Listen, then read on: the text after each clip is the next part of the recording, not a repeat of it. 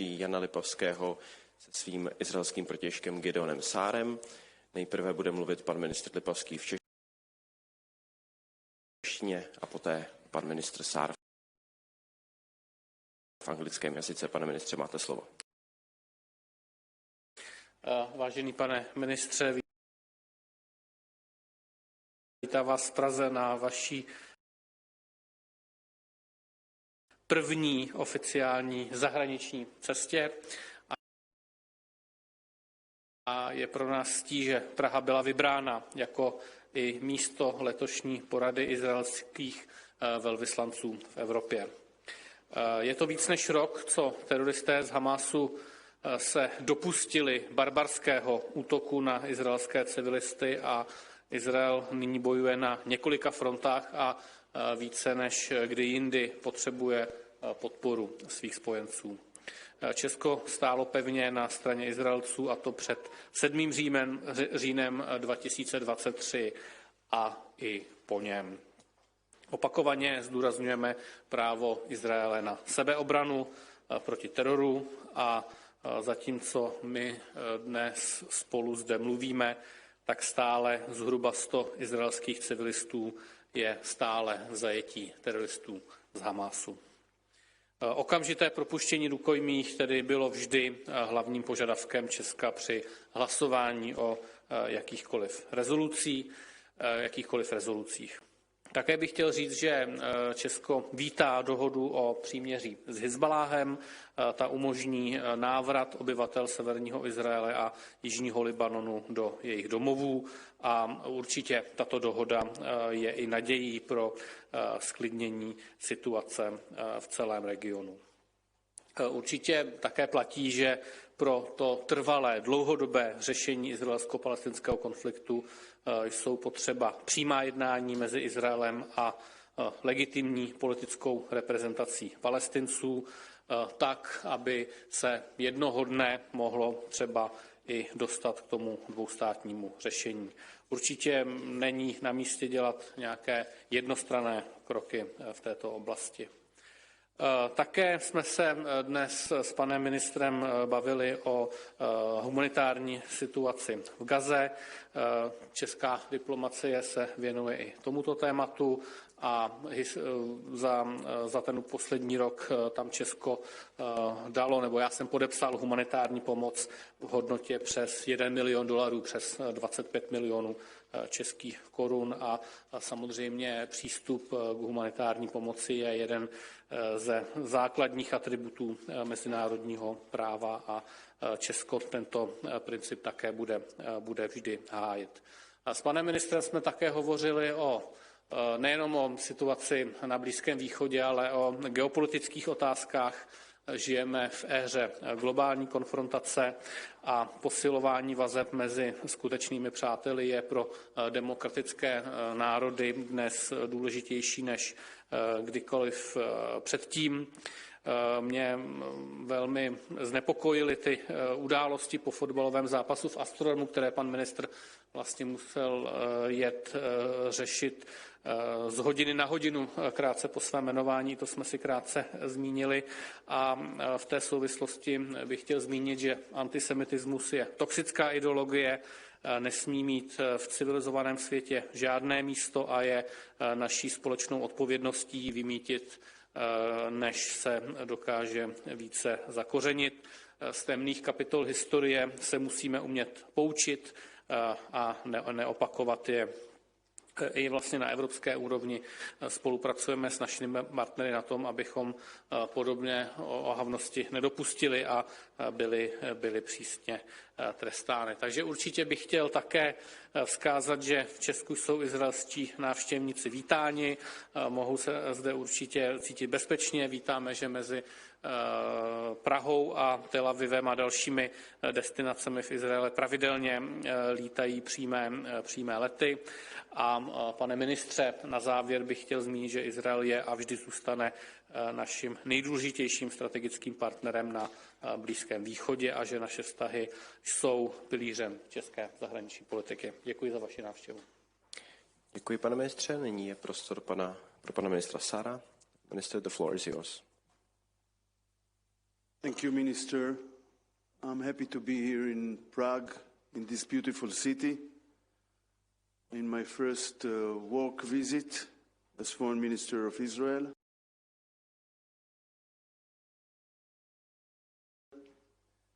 Czech Republic is a real friend of Israel,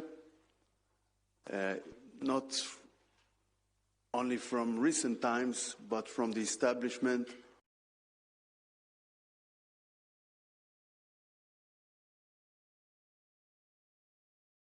of our state.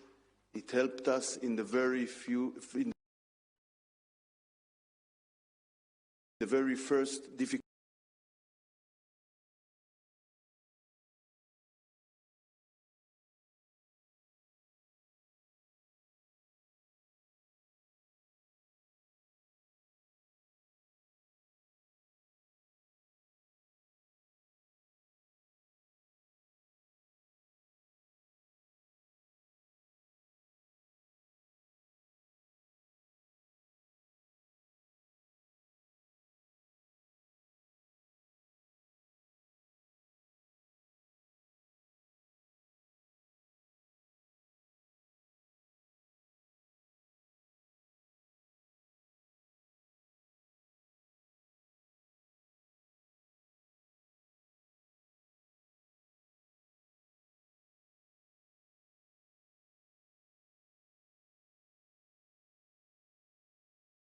a country which face a direct and open threat of elimination by, for example, Iran. The leaders of Iran is saying it openly, but they are also acting. So the right for self-defense for Israel is the most important thing in the part of the world we are living in. This is why the ICC decision from last week is so outrageous. A decision that undermines the right for self-defense of a democratic country, implement the rule of law with an independent judiciary, attacked by terrorists, by terror states, by hostile states, and acting all the time accordingly with the international law, with the international humanitarian law, against terrorists who abuse the international law, target civilians, and hiding after civilians. The decision of the ICC is not only outrageous, it is a very dangerous precedent for democratic countries. This is not the reason for the establishment of the ICC or to the Rome Convention. It is something that only undermines the credibility of the so-called court and create a gap between the so-called court and the international law. It weakens democracies who are now in a battle, not only the battle of Israel in the Middle East against the most darkest elements, but it is also a battle that takes place in other parts of the world. I want to thank the Czech Republic for supporting Israel in multilateral forums. It is appreciated. We know that we can count on the morality of the Czech people. And I thank the Czech people who are not letting to do to Israel what Western states did to Czechoslovakia on 1938. Israel is a proud democracy standing against the radical Islam, battling for its existence, but this is a battle first and foremost of Israel, but also for the free world as a whole. The source of all the problems to peace and to security and to stability in the Middle East is Iran. Iran is promoting terror and instability all over the region, and Iran now is trying to achieve nuclear weapons and this will change dramatically the situation in the Middle East and in the world order as a whole. So it must be clear that it should be prevented. Iran, with the most radical regime in the world, cannot hold the most dangerous weapon in the world. With regard to the ceasefire in Lebanon, our security cabinet decided two days ago, after Hezbollah understood in a difficult way that it's not worthwhile to attack Israel, because we were attacked by Hezbollah on October 8 as much as we were attacked by Hamas on October 7. And they declare that it will continue as much as the battle in Gaza continues. But the paper is not so important as the reality. What will happen in the ground is the most important thing. And we will not allow to breach the arrangement. We will respond immediately to every violation. We will not let the Hezbollah to go southern than the Litani River. We will not let Hezbollah to rearm again and build itself as a danger to Israel once again. We learned from what happened on October 7, and the government of Israel is decisive not to let it happen again. With regard to the humanitarian efforts, we will continue with our humanitarian efforts. The Secretary of State of the United States said I think 2 weeks ago, mentioned the improvement in that respect that Israel demonstrated. We appreciate also Czech efforts in that respect, and we will continue with these efforts. Děkuji, pane ministře. Nyní prostor pro otázky. Minister, if you could put your interpreting device on so you can hear the question. První otázka, Česká televize. David Miřevský, Česká televize, otázka na pana ministra Sára. Mě zajímá, jaký je plán izraelské vlády na ukončení války v Gaze a jak si představuje vlastně to poválečné uspořádání s ohledem na 2 miliony civilních obyvatel, jejichž humanitární situace, jak jste teď oba dva zmínili, je v současné chvíli velmi špatná. Děkuji.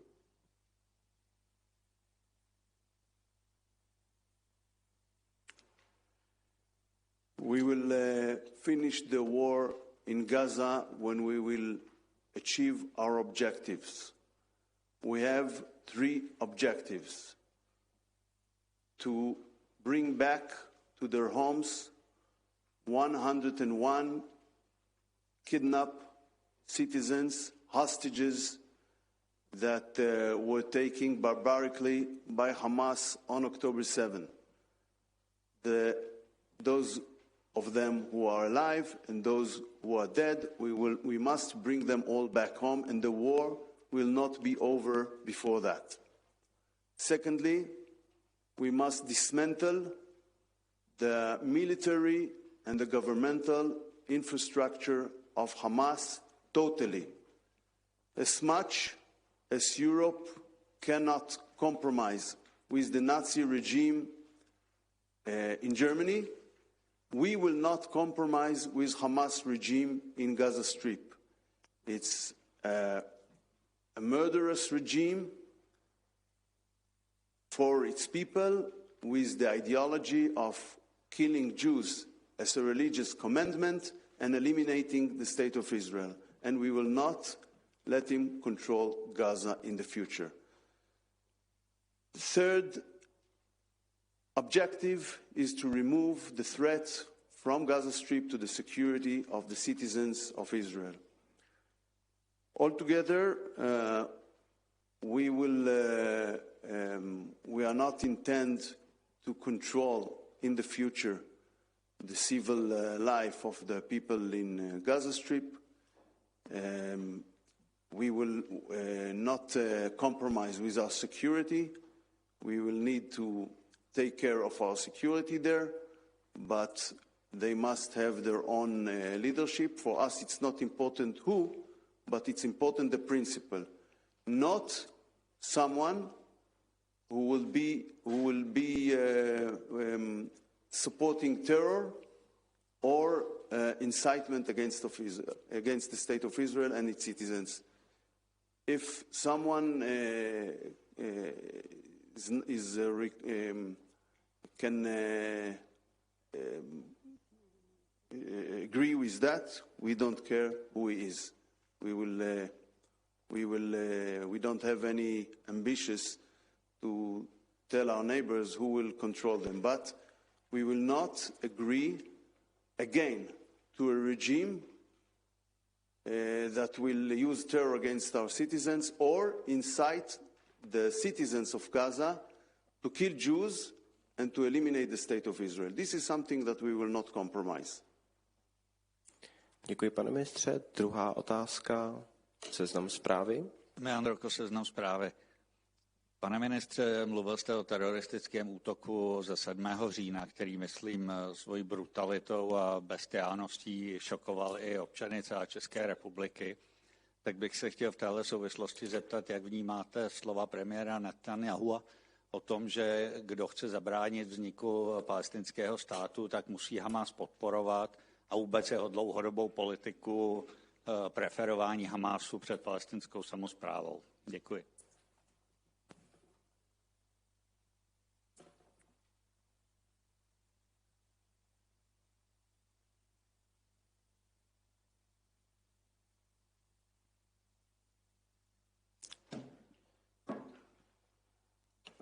I don't know about this quote.